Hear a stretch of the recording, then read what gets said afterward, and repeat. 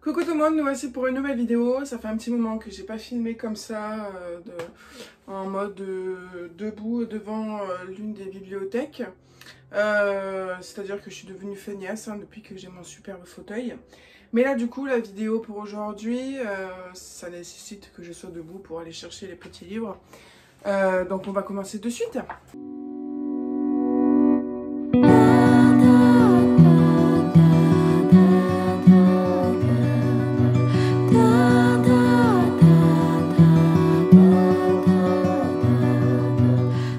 Donc aujourd'hui la vidéo, c'est une vidéo que j'ai toujours voulu faire, que je n'ai jamais faite. C'est une vidéo que j'ai vue sur la chaîne de Margot Liseuse, seulement je l'ai vue au moment où tous mes livres étaient dans les cartons. Donc il fallait que j'attende d'être de nouveau emménagée pour pouvoir la faire. C'est chose faite. Et donc en fait, pour les besoins de cette vidéo sur Instagram en story, je vous avais demandé de choisir des chiffres entre 1 et 309 pour les romans et 1 et 110 je crois pour les BD. Parce que je vais faire les deux du coup. Vu que je n'allais pas compter les 300 livres un par un devant la vidéo pour vous trouver le 307e, j'ai prévu à l'avance. Donc je les ai juste mis en avant, comme ceci. Je les ai mis en avant pour juste avoir après à les tirer et vous les montrer en vidéo. Voilà, donc principalement ce sont des livres, quasi tous sont des livres que j'ai déjà lus. Donc il n'y aura pas de grande surprise. Peut-être que ce sont des livres que vous n'avez pas vus sur la chaîne parce que ça fait longtemps que j'en ai parlé, ou peut-être que j'en ai jamais parlé aussi. Bien que je pense que ceux qui ont été désignés ont été lus récemment, parce que j'ai plus beaucoup de livres en fait qui datent de longtemps, qu'ils soient lus ou dans ma palle. Maintenant ma palle est constituée à 96%, voire même moins. Non, c'est quasi... non, oui. On va dire 98%, c'est que des livres que j'ai achetés en 2024. Parce que j'ai réussi avec le Pumpkin surtout, et tous les autres challenges de 2024 à écouler tous les livres d'avant 2024. Et du coup, là, c'est vraiment une palle toute récente, toute neuve. Donc voilà. Bon, on va commencer parce que je blablate, ça fait déjà 3 minutes. Donc, les premiers qui sont sortis, nous avons là le premier. Il s'agit Dans les yeux d'un animal. C'est un recueil de 10 nouvelles chez Ozu. Et en fait, quand vous achetez ce roman-là, enfin ce recueil de nouvelles, les fonds sont reversés à l'association Aspas, qui est une association qui lutte surtout pour les animaux considérés comme nuisibles.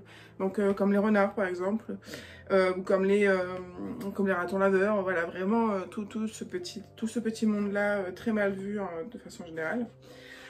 Donc du coup, j'ai beaucoup aimé ce type d'ouvrage chez eux. Enfin Ozu, on s'est fait le même principe, mais au cœur de l'océan. Il y a aussi au cœur de la forêt. Donc ils sont pas mal engagés au niveau des animaux, donc c'est vraiment cool. Et donc là, on a comme auteur Sophie Adriensen, Charlotte Bousquet, David Brie, Fabrice Collin, Nadia Coste, Estelle Faye, Ariel Holz, Sophie Jomer, Yann Rambo et Karina Rosenfeld. Donc il y a 10 nouvelles, 10 plumes différentes, 10 univers différents. Il y en a qui m'ont plus plu que d'autres, mais bon, c'est comme ça dans tous les recueils de nouvelles, hein, je pense. Mais voilà, c'est vraiment... chaque nouvelle va traiter d'un animal bien particulier. Donc à chaque fois, c'est une nouvelle histoire, une nouvelle façon d'ouvrir les yeux sur une nouvelle espèce. Et donc c'est vraiment très très chouette. On est sur un recueil de nouvelles tout de même assez court. On est sur du 154 pages, donc ça fait des petites nouvelles de 15 pages environ.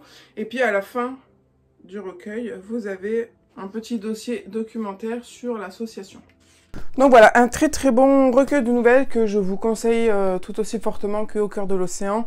J'aurais bien aimé, si je peux me le trouver à Montreuil, Au cœur de la forêt. Et là, ce qui était vraiment superbe, c'est qu'en fait, je l'avais acheté lors d'un salon du livre à Miramas, donc là où j'habitais avant. Et il y avait Karina Rosenfeld, et du coup, elle a pu me le dédicacer lorsque je l'ai acheté. Voilà, c'est très très bien pour tous les amoureux des animaux. Ensuite, vous avez tiré au sort les folles lectures d'Archibald Bloomer. Donc ça c'est le tome 2, le tome 1 est ici. Donc ce sont des petits livres Ouzou de fantasy jeunesse. C'était des petites fictions éclairs, très très bien, avec un jeune garçon qui déteste lire, vraiment. C'est peut-être le seul enfant de toute la ville qui déteste lire. Et il va malencontreusement se retrouver à devoir voyager au sein d'un livre lorsqu'il va enfin en ouvrir un. Et ça va être une aventure pas très simple, avec des dangers, avec plein de choses à devoir combattre, à devoir chercher, à devoir réfléchir. Et tout ça avec son amie Lizzie. Et voilà, ils vont devoir faire attention à ce que l'histoire se déroule normalement, parce qu'en fait, il va avoir le pouvoir, si vous voulez, de faire en sorte que l'histoire se passe comme c'était prévu par l'écrivain. Voilà. Donc c'était vraiment super sympa, c'était comme une petite mise en abîme en fait, parce que du coup, on lit un livre où l'enfant lit un livre qui va lui-même plonger ensuite dans le livre.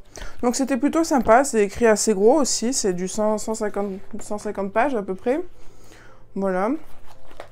Le tome 2 est un peu plus gros, un petit peu plus frissonnant. Là on est dans un manoir un petit peu hanté avec un monstre à l'intérieur. Mais là aussi c'est superbement accessible. Il y a quelques illustrations, quelques mises en page, voilà.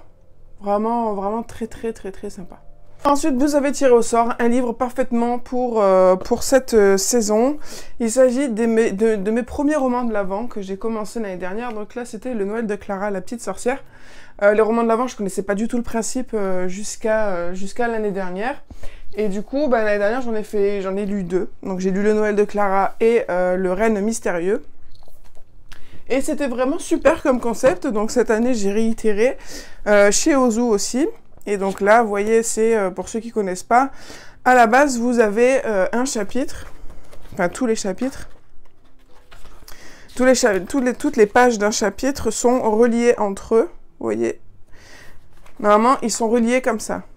Et vous devez, avec une règle, vraiment venir là découper pour ensuite avoir accès au chapitre, pour avoir accès au chapitre. Et ensuite, le jour 2, c'est pareil, vous devez couper pour pouvoir lire les 2-3 pages du chapitre en question. Et c'est comme ça jusqu'au 24. Et donc ça, c'était vraiment génial. Pour les petits jeunes, j'ai trouvé que c'était vraiment très bien fait. Donc évidemment que j'ai réitéré cette année. Et cette année, j'ai pris L'Immeuble Enchanté et un autre livre qui est le mystérieux manoir hanté, où c'est pareil, c'est une histoire de Noël avec des frissons, donc pour moi c'est parfait, parce que tout ce qui est romance de Noël, c'est pas d'habitude ma tasse de thé, je lis pas forcément de trucs en rapport avec Noël. Mais du coup, voilà, si je me fais bien mon petit Noël à moi, c'est avec ces petits romans de l'Avent là qui sont parfaits. Ensuite, vous avez choisi celui-ci, Apprentis Veto, très spéciaux, le tome 1. Donc en fait, c'était tombé sur le tome 4, mais là, du coup, voilà, j'ai pris le tome 1, parce que je vais pas vous présenter le tome 4. Apprentis Veto, très spéciaux, c'est une série qui est assez vieille maintenant, qui a été éditée en 2015, donc ça va faire 10 ans l'année prochaine. Donc là, on est sur une histoire de jeunesse vraiment très cool, en 4 tomes. Chaque tome va traiter d'une créature fantastique, et en fait, ça va être notre petit héros qui s'appelle Ben, qui va partir en vacances l'été chez son grand-père. Et puis, il s'ennuie un petit peu jusqu'au moment où, avec une certaine jeune fille du village, il trouve une clinique vétérinaire pour vers de terre. Il se pose un peu des questions là-dessus, il va enquêter, et puis ils vont se rendre compte que c'est pas du tout une clinique vétérinaire pour les vers de terre. C'est tout un truc caché qui va tourner autour des créatures fantastiques. Et du coup, ils vont devenir des apprentis vétos très spéciaux. Voilà. Donc là, on est sur du Yeti. Le tome 2, c'est sur le monstre du Loch Ness. Nous avons le 3, le dragon, et le 4e sur les licornes. Voilà. C'est des romans de 240 pages. Il y a des illustrations et tout ça pour un petit peu alléger, mais c'est quand même un bon roman. Donc il faut avoir déjà eu une petite expérience de lecture en roman pour pouvoir se lancer là-dedans. Mais c'est vraiment très sympa. J'ai rien de négatif à dire là-dessus. J'ai passé un excellent moment. C'était très léger, très simple,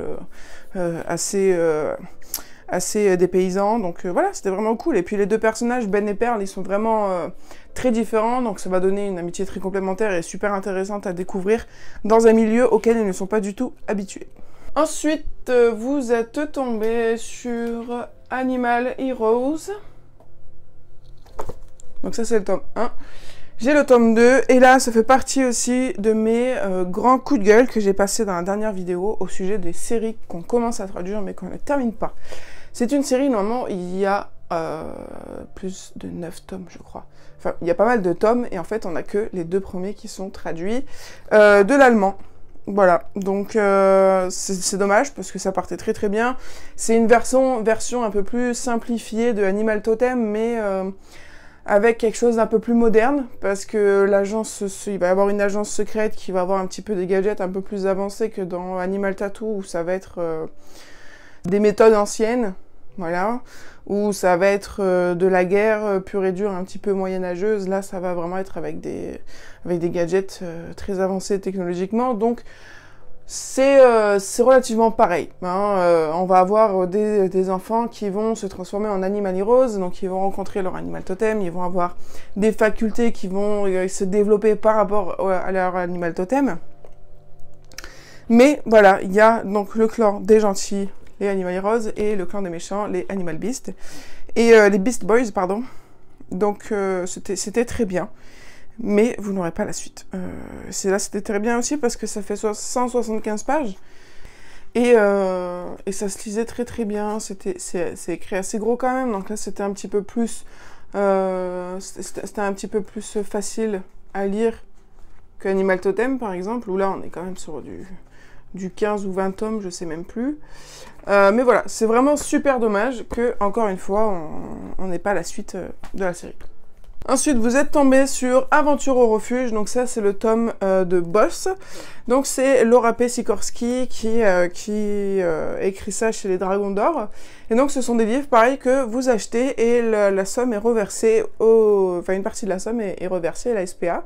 Donc j'ai quasi toute la collection, il me manque seulement le tome de Snow, le lapin. Parce que je les ai tous... et je crois qu'il y en a un qui va bientôt sortir que je n'ai pas. Donc il y a Oslo, Gaïa, Éclair, Loup, Cosmo. Donc il y a des chats, des chiens, des chevaux, des ânes, des lapins.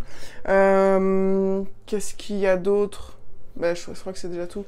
C'est vraiment tout autour des animaux domestiques, vous voyez. Et du coup, on va suivre la vie au refuge de la SPA. On va suivre les aventures de chacun des animaux. Pourquoi ils se retrouvent au refuge. Donc c'est bourré de morale, bourré de bons conseils pour s'occuper des animaux. C'est vraiment très sympa. C'est des premières lectures sur 92 pages. Avec, voilà, une mise en page très sympathique, avec des dessins, des illustrations, voilà, qui donnent envie, et c'est très bien. Et ça fait passer de bons messages, ça fait vivre un petit peu la SPA, et puis voilà, franchement, que demander de plus quand on aime les animaux et quand on est enfant. Ensuite, vous êtes tombé sur Jasmine, apprentie vétérinaire, donc là c'est dans la même vibes que la SPA. On va parler des animaux, on va parler du bien-être animal, on va parler de conseils pour s'occuper de tel animal ou tel autre.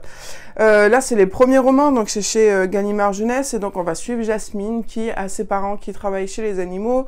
Donc on a le papa est fermier et la maman est vétérinaire, et du coup elle va baigner là-dedans depuis toute petite. Et à chaque fois qu'elle va trouver un animal en détresse, ça va le ramener chez elle, le guérir et voir si elle peut le garder ou non. Donc c'est du vu, on a déjà vu. Mais ce que je trouvais bien, c'est que c'était quand même une histoire assez vraie, parce que ça va pas se tourner que autour de ça. Comme par exemple les petits vétérinaires, SOS Animaux en détresse. Il y a vraiment pléthore de séries qui parlent d'enfants qui vont prendre soin d'animaux. Mais là, ça va être assez vrai parce qu'il va y avoir beaucoup de scènes familiales où on va traiter du mensonge, où on va traiter de la responsabilité, on va traiter du respect des animaux. Il va y avoir vraiment des scènes familiales qui sont assez fortes et vraies et qui sont totalement représentatives de la réalité. C'est-à-dire que ce livre pourrait totalement avoir lieu chez nos voisins. Donc voilà, j'ai trouvé cette réalité vraiment très très bien. Voilà, donc je conseille cette série fortement. Donc ça c'est le tome 11, le 12 est sorti, bah c'est lui le... Non, c'est lui le 11. Non, c'est pas lui le 11, il est pompon. Ah voilà. Le 12 est sorti au mois de septembre. Donc ça c'est le hérisson. Je crois que le hérisson fait partie de mes préférés, parce que là ça va vraiment être super enrichissant au niveau des conseils qu'il prodigue au sujet des hérissons. On va avoir vraiment à apprendre plein de choses là, sur eux. Et puis voilà, franchement, c'est une série qui est vraiment bourrée de bonnes choses, de bonnes valeurs, et puis voilà, qui est un joli mail point de tout ce qui se fait de bon dans la jeunesse. Ensuite, vous avez tiré au sort Bruxelles de Éléonore de Villepoix. Donc celui-là est édité chez Hachette Roman. Donc ça, c'est un livre qui m'a vraiment hyper surprise. Vraiment, il a fait énormément de bruit à sa sortie. Il me tentait bien, mais j'ai préféré d'abord l'emprunter et le lire et voir si je veux me l'acheter ou pas. Donc je l'ai emprunté, je l'ai lu et ça a été un énorme coup de cœur. Vraiment, je ne m'attendais pas autant à aimer cette histoire parce que cette histoire, ça a été beaucoup soit tu aimes pas, il n'y a pas vraiment d'entre-deux. Et puis au final, j'ai fait des pieds et des mains pour le trouver d'occasion parce que il est vraiment splendide, il faut le dire. Et puis l'histoire à l'intérieur, ce qui est le plus important, est vraiment génialissime. Je me suis éclatée. J'ai appris des tonnes de choses sur les oiseaux. Le seul petit truc qui m'a un petit peu à la fin gonflé, c'est les petites notes comme ça sur les bords, sur les marges. Les petites notes comme ça, parfois c'était un petit peu trop intrusif, il y en avait peut-être un petit peu trop, mais c'était vraiment génial. Génial. Donc ça va être une histoire.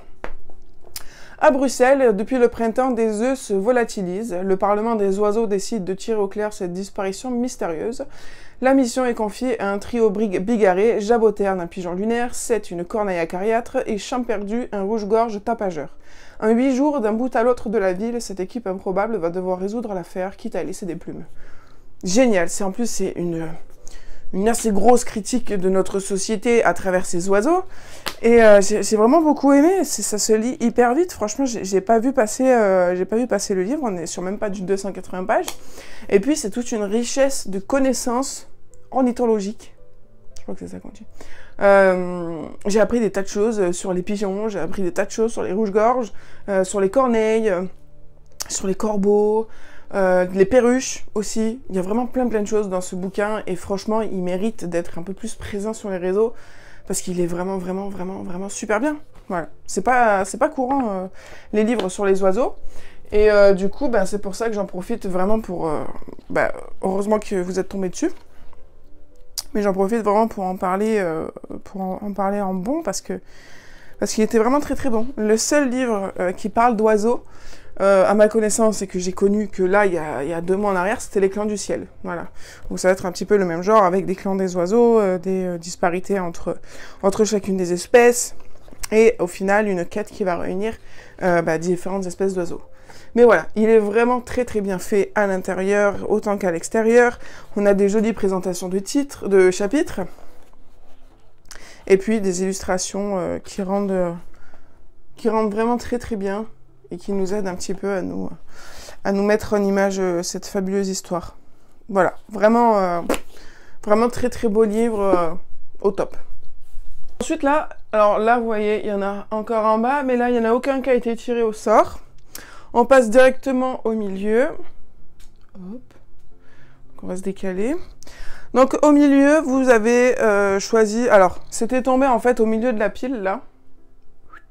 Mais du coup, on va parler du journal de Gertie. J'ai pris le tome 12 pour pas prendre le tome 13 que vous voyez dans la vidéo du Pumpkin Autumn Challenge. Donc le journal de Gertie, c'est vraiment un coup de cœur. C'est en 13 tomes. Vous avez peut-être certainement déjà dû voir ces couvertures quelque part. Donc le journal de Gertie, on va suivre Gertie qui est une petite chienne qui vit d'habitude à Paris mais qui va en vacances avec son maître en Provence dans leur maison. Elle a toute une bande de potes là-bas, et un ennemi. Et du coup, ça va être son journal intime de chaque vacances qu'elle va passer là-bas. Donc là, on a des vacances à Paris parce qu'ils n'ont pas pu descendre en Provence. On a des vacances d'hiver, des vacances d'automne, des vacances d'été, les vacances de printemps. Après, ils vont partir en Angleterre. Après, ils vont... il va y avoir des vacances où elle va trouver peut-être des bébés dinosaures. Il va y avoir vraiment plein de sujets différents. Et ce que j'ai bien aimé, c'est que chacun des tomes va faire circuler une petite leçon de vie qui est vraiment super sympa parce que c'est vraiment fait tout en légèreté, tout en douceur, c'est pas moralisateur à fond, c'est quelque chose que l'on comprend au fil du roman et qui se termine en apothéose à la fin. Donc c'était vraiment vraiment super sympa. Au niveau des pages, c'est un petit peu yo-yo, c'est soit on a du 240 pages, soit on a du 150, 140, un peu plus de 280 pages, voilà. Ça fait un petit peu yo-yo, mais c'est vraiment une histoire que vous prenez plaisir à lire du tome 1 au 13. D'autant plus que ce ne sont pas forcément des tomes que vous devez suivre absolument dans l'ordre, même si c'est plus que conseillé, mais si vous avez le tome 8 et le tome 5, vous pouvez les lire indépendamment parce que à chaque début de livre, elle va faire un petit peu le topo de ce qui s'est passé, pas dans tous les romans, mais elle va refaire un petit peu le topo de sa vie et de ce qu'elle fait. Et donc voilà, c'était vraiment une très très belle découverte. Je l'ai découvert en bibliothèque. Et puis après, je les ai tous achetés. Et une fois que je les avais tous achetés, bah, c'est mon mari qui a plongé dedans et qui les a tous lus. Et puis là, il est vraiment super content du coup d'aller à Montreuil et de pouvoir aller faire dédicacer son tome 13, son petit poster, voilà. Bah, moi aussi, hein, évidemment. Mais voilà, ça peut plaire, vraiment, ça peut parler à tout le monde, aux petits, aux ados et aux grands. Donc vraiment, c'est une série jeunesse qui va devenir classique, je pense, dans quelques années. Ensuite, vous êtes tombé, hop, vers là. Donc là, c'est le coin auteur auto-édité. Et donc vous êtes tombé sur une petite relique. On va parler de l'histoire naturelle d'Augustin Lelièvre de Anthony Bernard. Donc c'est un magnifique livre qui m'a surpris à plusieurs reprises de par son histoire. Donc ça va être un jeune homme qui a pour l'habitude d'être dans l'histoire, dans le muséum d'histoire naturelle, donc il s'appelle Augustin. Et avec son ami Noah, ils vont enquêter sur l'histoire de la famille d'Augustin. Donc il va se passer énormément de choses au sein de ce muséum d'histoire naturelle, il va se passer énormément de choses autour d'un mystérieux pan et de la mère d'Augustin. Donc ça va être une enquête historique parce que ils vont devoir chercher des indices, chercher des espèces d'artefacts pour essayer de comprendre l'histoire de sa mère. Et puis à l'intérieur aussi, vous avez de très belles illustrations parce que ça va beaucoup tourner autour des oiseaux et principalement du pan. Voilà, donc c'est vraiment super bien fait à l'intérieur. On est vraiment sur une qualité éditoriale digne des grands éditeurs. Voilà. Et à chaque fin de chapitre, vous avez une présentation d'un oiseau. Hop. Et là, j'ai appris plein de choses aussi, du coup. C'était vraiment une mine d'informations inespérées dans ce petit roman jeunesse. Donc c'était vraiment bien. C'était une très grande surprise. Je m'attendais pas, quand je l'ai lu, à ce que ce soit ça comme histoire. Donc je vous mettrai en barre d'infos la chronique plus détaillée de ce roman, parce que j'en ai fait une vidéo. Donc voilà, vous pourrez aller en barre d'infos pour avoir plus d'infos sur ce livre. Ensuite, au niveau des romans, il commence à ne plus y en avoir beaucoup. Donc là, en haut, ici, on est chez Rajo. Et il y en a 2 qui sont sortis. Hop. Donc, il est sorti au lit, l'école des Kidragons. Donc, c'est des premières lectures. Seulement 2 tomes sont sortis. Le 3e est prévu pour le mois de janvier et il est précommandé. Donc là, on est sur des premières lectures, des tout petits formats. Très bien, avec du coup une jeune fille qui va faire son entrée dans l'école des Kidragons, donc ça s'apparente fortement à des dragonniers. Et en fait, notre jeune héroïne Holly va devoir faire face à cette rentrée scolaire comme tous nouveaux élèves, mais elle va devoir faire face aussi à la grande réputation de sa mère, et elle va devoir faire sa place sans forcément se reposer sur la réputation de sa mère, que tout le monde va attendre d'elle, qu'elle soit exceptionnelle, etc. Donc ça va être psychologiquement bien travaillé, pour un tout petit roman comme ça. Le personnage est bien travaillé. On a tout le côté fantastique, aventure avec les dragons. Elle va devoir s'allier à un dragon. Elle va devoir, pas le domestiquer, mais elle va devoir se familiariser avec lui, le rendre à l'écoute, compréhensif. Et puis, elle va un petit peu galérer au début. Et puis, forcément, il va y avoir ce petit côté héroïque parce qu'elle va arriver à se faire amie avec un dragon réputé comme le plus sauvage de tous, un peu à la Croque-Mou. Donc voilà, c'est vraiment une petite série très sympa de première lecture que j'ai fait acheter au boulot et qui sort déjà à foison. Donc voilà, c'est génial. Donc le tome 2, vous l'avez là. Et puis le tome 3, eh bien j'en parlerai en janvier. Le deuxième que vous avez choisi, c'est Un mois avec ou sans TikTok, de Sophie Régal-Goulard. Je l'ai découverte, cette autrice, avec 14 jours sans écran, 10 jours sans écran. C'était vraiment bien. Il faut s'attendre quand même à une certaine critique des réseaux sociaux, donc si vous n'êtes pas trop d'accord avec le fait qu'il faut ralentir les écrans, que les écrans ne sont pas forcément bons pour la santé, pour les enfants, etc., ben ça peut peut-être vous paraître un peu lourdeau ou un petit peu arriéré ou autre. Mais en soi, moi je suis plutôt d'accord avec cette idée-là, avec les écrans, que c'est trop, il faut pas leur mettre d'écran trop jeunes, même quand ils grandissent, il faut réguler quand même, pour pas devenir accro, parce qu'il faut pas se le cacher, même nous, on est accro, moi encore. J'arrive quand même à rester relativement raisonnable, c'est-à-dire que je n'y vais quasi jamais hors Instagram pour parler bouquins, mais sinon voilà, j'ai pas TikTok, j'ai pas Snap, j'ai pas Twitter, j'ai pas le nouveau truc là, Thread là. Voilà, j'ai pas grand chose, mis à part Instagram et Facebook. Vous me direz peut-être que c'est déjà beaucoup, mais mon temps d'écran est relativement faible par rapport à ce que je lis dans la journée.